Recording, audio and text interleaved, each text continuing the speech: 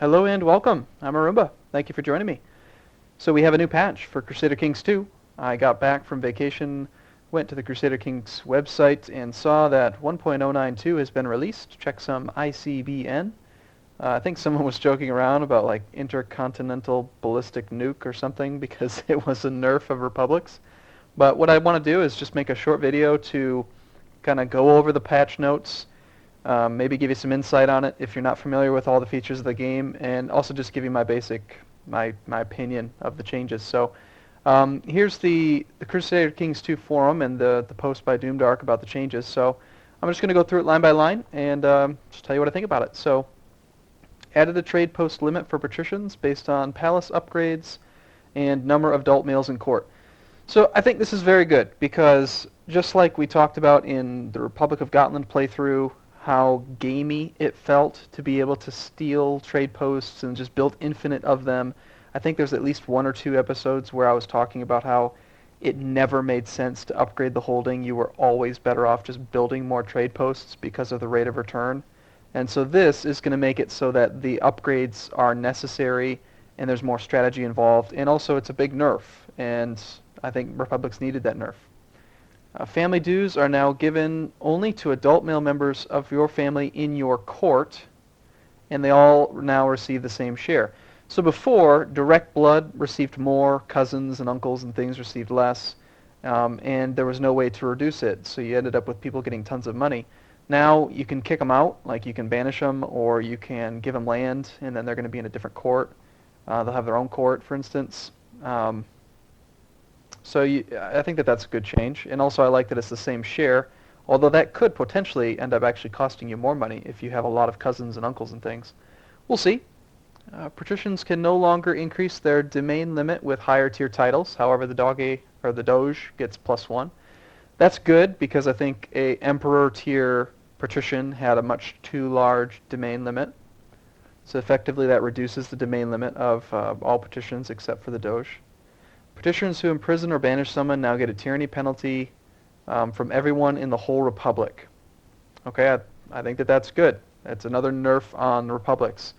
You cannot be a tyrant in a patrician in a republic, because that's the whole point. In this history, in this time, the patricians and the republics were all about, for the good of the republic, let's expand. It's all about trade, and you couldn't run it like a duke or a king or a count. You were part of a republic. There was voting involved.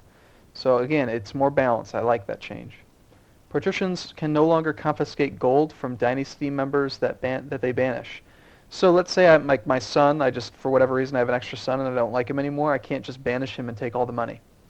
That makes sense. Normally, anybody that you banish from your realm, you seize all titles and gold, but they get so much money that this is just a way of basically breaking the game mechanic that forces you to give money to your family. So, good.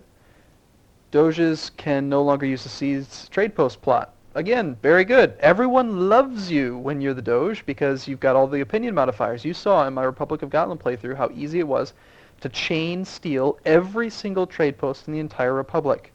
That is stupid, quite frankly. I did it because it was possible, but that doesn't mean it was right. So, good change. It's going to make it very difficult for a Doge to stay in power for a long period of time because you'll get weaker if you aren't able to keep your trade posts up. There might be something where we see more balance between like a rotation where you are the Doge for a while and then other times you're not and then you are. We'll see. Patricians can now only use the seized trade post plot on patricians owning more trade posts than themselves. So this is a huge change. This is not about hoarding trade posts. This is about balancing the republic. So if you're the little guy on the block, you can use that trade post plot. If you're the big guy, then you can't, which, again, it's going to make it so it's a more balanced playing field. The seized trade post plot can now always cost a small amount of money to implement, so it's not going to be free if you have 150% or more plot power. Again, I think that's a good change. Holy War Casus Belli can no longer works against two distant targets. The exact mechanics of this, I actually read further down somewhere, is you can't use it if they're further than 2 bodies of water away, and they have to be like within just very, very close. So you're not going to see Genoa going to war with too many people in the very beginning. You're also not going to see, um, definitely, well, you never really see the AI attacking like Ireland or something, but it's going to prevent the player from attacking Ireland, which, again, I think is a good change. I've always felt like if it's in the game, if it's possible, you should do it.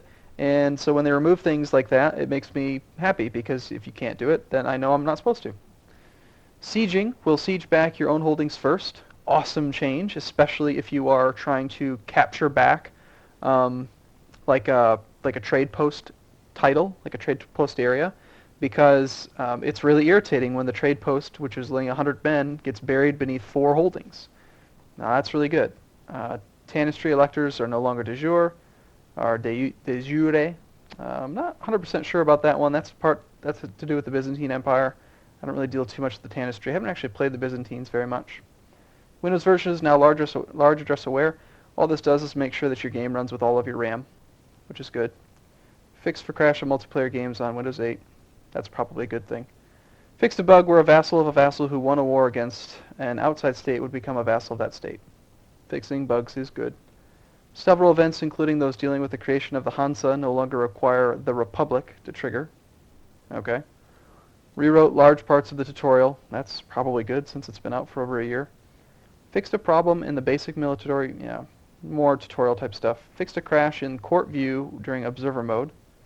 Okay. When determining what tier a character is for the purpose of marriage, the highest ranked non-Republican ruler among the close relatives is now used. Okay, this is one of the things I mentioned in the end episode video I just made, where this is a huge change to the way that marriage is going to work. The highest ranked non-Republican ruler among close relatives is now used. So the nephew of a king would count as king tier. So that means that it's going to make it much more costly, either gold or prestige-wise, to marry people that are very far away from your rank. And also it means that you should be able to marry your kids. If you're a king, you should be able to marry your kids easier, which makes sense. Kings should marry kings. Kings should marry kings, and dukes should marry dukes. That's just kind of how it works, etc. Will no longer get prestige hits for marrying below your tier unless you marry more than one level below it. So king would get a prestige hit for marrying a countess, but not a duchess. A good change, I think.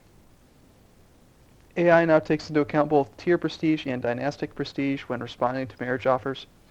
So if you are trying to bribe someone with a good marriage, they're not just going to consider the tiny amount of dynastic prestige they get. This is more of an impact in the beginning of the game when dynasties don't really have any dynastic prestige. That's your score, essentially. Like, the bigger your dynasty, the better your score, the more power your family name has. It used to just take into account the dynastic prestige. Now it's going to take in both your tier and the dynastic. So again, good change. AI now takes into account prestige effects when selecting spouses for themselves. That's probably good. I'm surprised they didn't do it before. Exported marriage AI prestige value to defines.lua. What this is if you are a modder, or even if you just like to play around with basic changes yourself, there's a video I uploaded about how to make a mod in 7 minutes, and you can mess around with that. Anytime they export something to defines.lua is a good change for modders. I love seeing this in patch notes because they're making it easier for us to do whatever it is that we want. I don't plan on changing it, but I just like seeing things like that. The prestige cost for breaking a truce is now harsher, 50% of current prestige plus 200.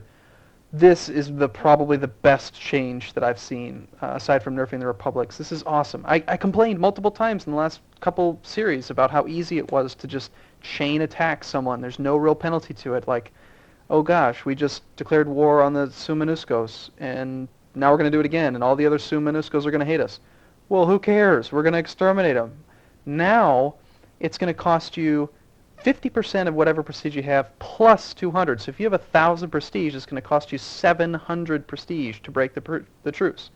Also, you're going to get a -5 diplomacy penalty for 5 years, which is stacking. So if you're a truce breaker, a chain truce breaker, your character will have potentially negative or 0 diplomacy, which is going to screw over all of your relations with your court and with your allies, and no one's going to join you for war. No one's going to plot with you. It's a very good change. Very happy about that. Diplomacy view, the piety and prestige costs for declaring war no longer prevent you from selecting the action to see why. This is just a tooltip type thing. It used to be that if you didn't have enough of these, if you didn't have enough piety or prestige, you couldn't even see why you couldn't declare war. So it could be because you had armies raised, or it could be because you didn't have you had a truce, or whatever, some reason. But if you didn't have the piety and prestige, you couldn't even see why. Now you can, so that's a good change. Any neighbor province trigger now works for sea zones as well. This is more about modding. Trade posts don't give war score unless the war is using the embargo or cease trade post casus belli. Awesome! So you remember when I was playing against the Holy Roman Emperor and he would seize like 20 damn trade posts for 1.8% each, and you had to go back and single-handedly, take them all back. Now you don't have to worry about that, and that's a good change. You now need twice as much value in the trade zone before reaching its bonus cap. Good. That's a nerf. Makes it more difficult for republics to get out of hand. Fixed a bug in the patrician stewards. Would add modifiers to tax multiple times when performing the tax action. That's good. Stacking bugs. Bugs are good to fix in general. That's another bug. Republican casus belli. To seize the whole coastal county is now range dependent. So you can't just seize Ireland from Gotland. The Republican casus belli to seize a coastal city now requires the patrician to have a trade post there. So you can't just take stuff without at least expanding something. You've got to extend to the trade post, then take the city, then take the coast. It's going to slow the growth of republics. You can no longer grant independence to an anti-pope. Makes sense. That'd be a weird situation. You have multiple popes. Fixed a bug where the de jure status of kingdoms would reset upon loading a save game. That's another bug. De jure liege now works in the history files. Good. Tied bride price to total prestige gain at a ratio defined in the dowry multiplier. Okay, so you can kind of control exactly how much it costs to buy brides. You can now only ask to embargo republics with trade posts in the target ruler's realm. That makes sense. You would assume that you can't embargo someone that doesn't actually have trade posts in your realm. I think it's more of a bug fix, but no, that's okay. Less willing to launch embargo wars in general. Good. Less willing to accept requests to embargo on opinion alone, and they'll factor in the strength of the target. That's, again, probably a good thing that they'd factor in the strength of the target. Inherited retinues are now added to the heir's use of retinue cap. Sounds like a bug fix. Casus belli types now takes AI will do with modifiers to modify the priority they place in a particular casus belli. Okay, one sec. I got to read that one again. Casus belli types now takes AI will do. Oh, okay. So basically, this is like the AI is going to decide based on some math and numbers which casus belli makes the most sense for them to use. And you can modify that now using the AI will do to try to manipulate how they decide what casus belli to use.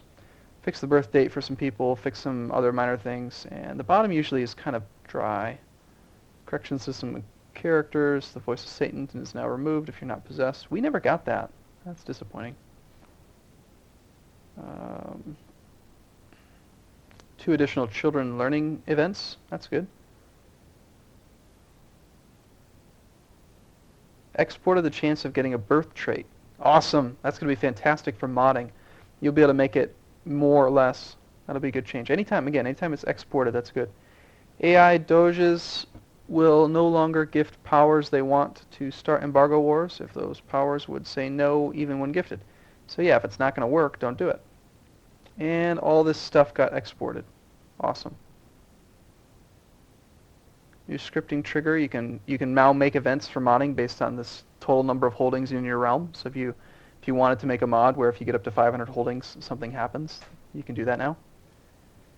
You no longer get a claim on the papacy if he was in a successful independence faction. Good. That's a bug. Fix a slight bug. Landed titles now takes assimilate equals no, which will tour off de jure drift. I do not like that.